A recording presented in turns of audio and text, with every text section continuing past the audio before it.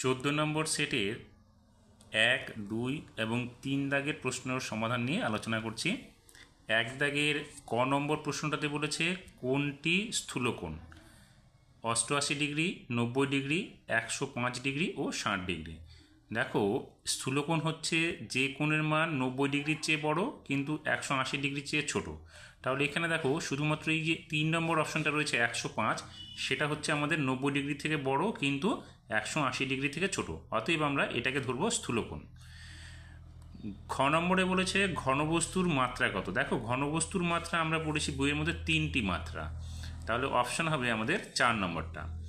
তাহলে আমরা এটা 4 নম্বরে টিক চিহ্ন দেব। গ নম্বরে বলেছে ঘড়িতে 3টে বাজলে কোন কোণ উৎপন্ন হবে? ঘড়িতে 3টে যখন বাজবে, দেখো আমরা ঘড়িটা এখানে 12র কাঁটা থাকে আর এখানে 3টের কাঁটা, তাহলে এইটা হচ্ছে আমাদের কি 90 ডিগ্রি হবে। তাহলে এখানে 30 ডিগ্রি, 60 ডিগ্রি, 90 ডিগ্রি, 120, তাহলে আমাদের অপশান হবে 3 নাম্বারটা।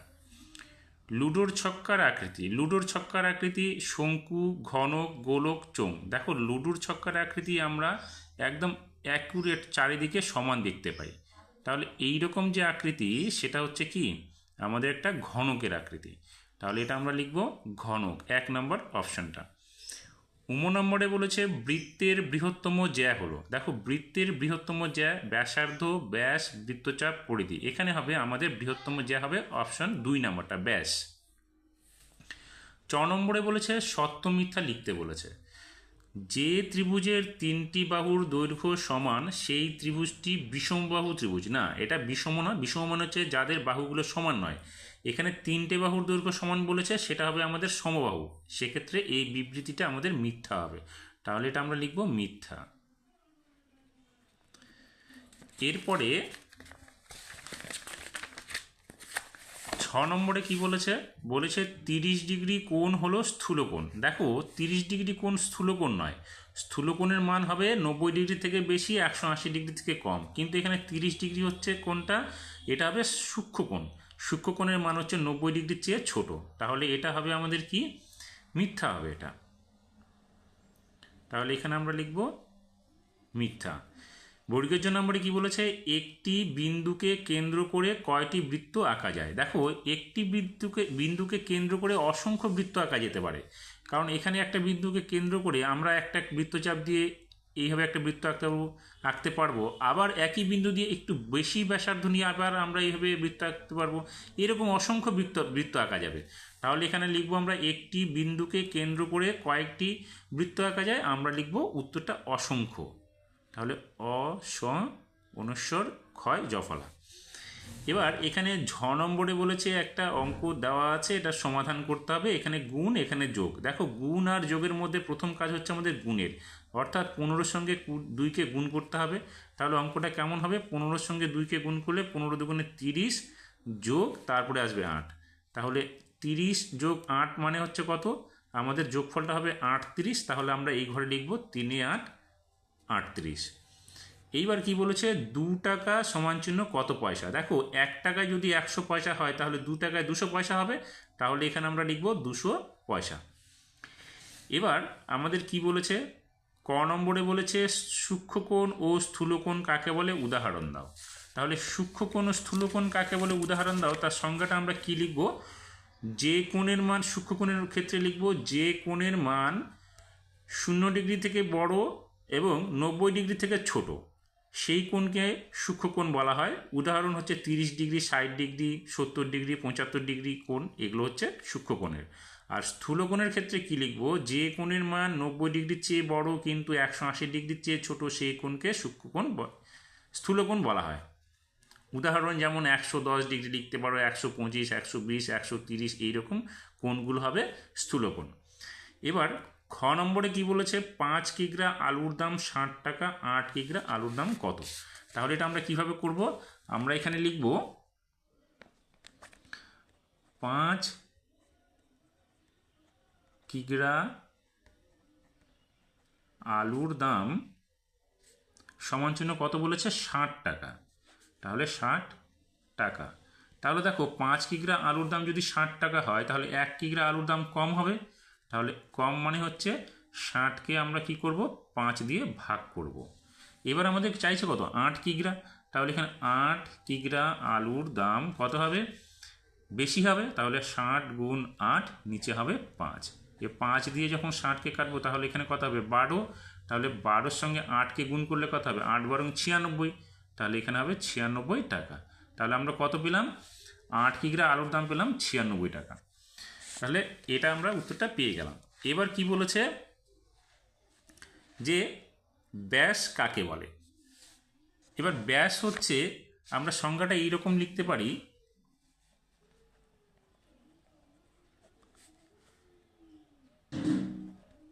বৃত্তের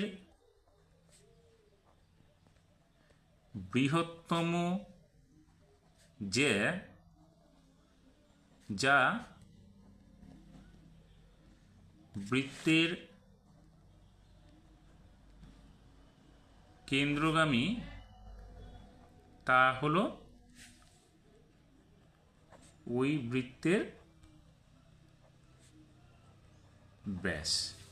অর্থাৎ একটা যে বৃত্ত হবে আমাদের, বৃত্তটার কেন্দ্র ধরো এটা, তাহলে কেন্দ্র দিয়ে সেই সরলরেখাটা যেতে হবে। তাহলে এই যে সরলরেখাটা কেন্দ্রকে ছুঁয়ে গেল বা স্পর্শ করে গেল, সেটাই হচ্ছে আমাদের কি, ব্যাস। তাহলে আমরা যেখানে যদি পি আর কিউ নাম দিই, আর এখানে যদি ও আমাদের কেন্দ্র হয়, তাহলে পি কিউ সরলরেখাটা ও কেন্দ্রগামী, অতএব পি কিউ হচ্ছে আমাদের ওই বৃত্তের অর্থাৎ ও কেন্দ্রীয় বৃত্তের ব্যাস। এবার কি বলেছে, যে পরিমাণ খাবার 5 জন লোকের 10 দিন চলে, সেই পরিমাণ খাবার 1 জন লোকের কতদিন চলবে। তাহলে এটা আমরা কি লিখব, এখানে আমরা লিখব, এটা হচ্ছে কত, ঘ নাম্বার। তাহলে 5 জন লোকের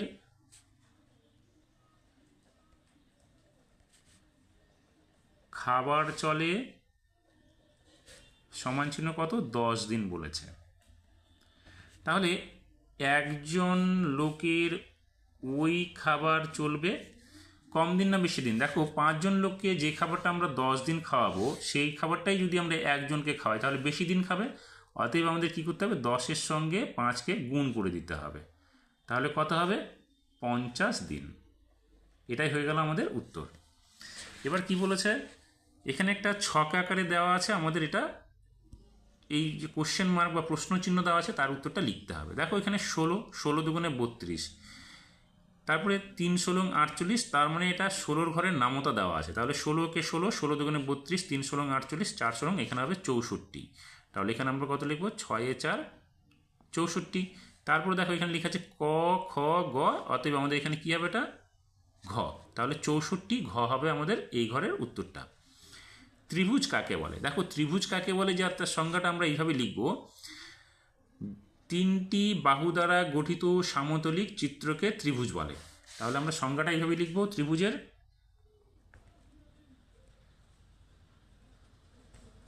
কি, 3টি বাহু দ্বারা গঠিত সমতলিক চিত্রকে ত্রিভুজ বলে। অর্থাৎ এখানে দেখো আমরা 3টে বাহু নিচ্ছি, এখানে এ বি সি। দেখো এ বি একটা বাহু, বি সি একটা বাহু এবং এসি একটা বাহু। এই 3টি বাহু দ্বারা গঠিত যে সমতলের মধ্যে একটা যে চিত্র হলো, সেই চিত্রটা হচ্ছে ত্রিভুজ। এবার কি বলেছে, দুটি ঘনবস্তুর নাম। দেখো দুটি ঘনবস্তুর নাম আমরা দিতে পারি, একটা হচ্ছে ইট, আর একটা দিতে পারি আমরা লুডোর ছক্কা বা কিউব। তাহলে এখানে আমরা লিখব লুডোর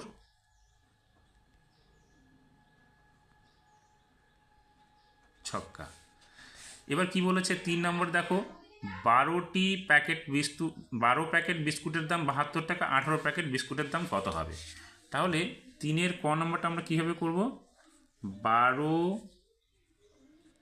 প্যাকেট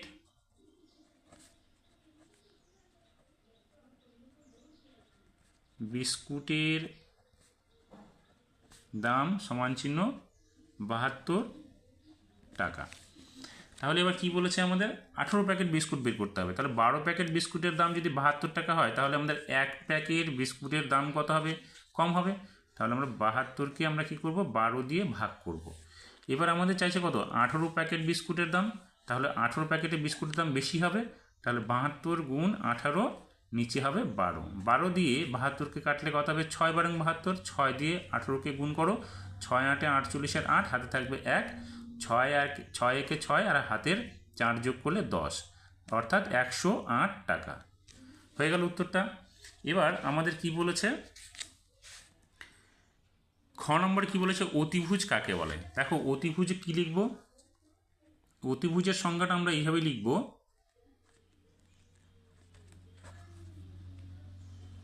সমকোণী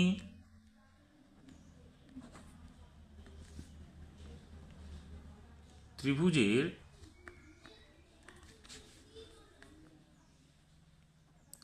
সমকোণের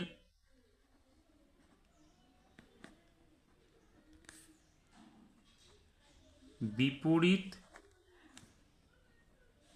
বাহুকে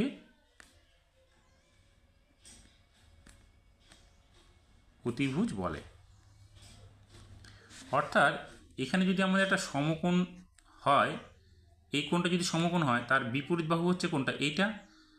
অর্থাৎ এ বি সি এর এ বি সি এই কোণটা হচ্ছে আমাদের সমকোণ, অর্থাৎ 90 ডিগ্রি। তার বিপরীত বাহু কোনটা? এসি। তাহলে এসি হচ্ছে আমাদের এ বি সি সমকোণী ত্রিভুজের অতিভুজ। এবার কি বলেছে আমাদের? 5 সেমি একটি সরলরেখা আঁকো। তাহলে 5 সেমি একটি সরলরেখা আমরা কীভাবে আঁকবো? এবার স্কেল এবং পেন্সিল দিয়ে আমরা একটা 5 সেমি সরলরেখা আঁকবো। তাহলে আমাদের কি করতে হবে? স্কেল এবং পেন্সিলের সাহায্যে একটা 5 সেমি সরলরেখা যেহেতু আঁকতে বলেছে, তাহলে আমরা কি করব? দেখো স্কেলটা বসালাম, বসিয়ে এখানে 0 থেকে শুরু করে এখানে 5 সেন্টিমিটার, 5-এর জায়গায় আমরা এখানে কি 5 সেন্টিমিটার অর্থাৎ 5-এর জায়গায় একটা একটা পয়েন্ট করব, আর এখানে 0-র জায়গায় একটা পয়েন্ট করব। করে এবার এই দুটো এই যে দুটো বিন্দু আমরা নিলাম সেটাকে আমরা যোগ করে দেব। এখানে যোগ করে আমরা এখানে লিখে দেব, একটা নাম দেব এ, এখানে বি, আর এখানে লিখে দেব 5 সেমি। হয়ে গেল আমাদের 5 সেমি দৈর্ঘ্যের একটা সরলরেখা অঙ্কন। এবার কি বলেছে? ঘ নম্বরে বলেছে 1 টাকায় 2টি বিস্কুট পাওয়া যায়, তবে 50 টাকায় কয়টি বিস্কুট হবে? দেখো 1 টাকায় যদি আমরা 2টো বিস্কুট পাই, 50 টাকায় কটা বিস্কুট হবে? 2টো বিস্কুটকে আমরা 50 দিয়ে গুণ করে দেবো, অর্থাৎ 50 গুণ 2 সমান চিহ্ন কত হবে? 100টি। উত্তর আমাদের হবে 50 টাকায় 100টি বিস্কুট পাবো। এবার কি বলছে? মুখ বন্ধ কৌটোর ড্যাশটি বক্রতল ও 2টি ড্যাশ তল আছে। দেখো মুখ বন্ধ কৌটোর কেমন হয়? এইরকম একটা চিত্র হয় মুখ বন্ধ কৌটো,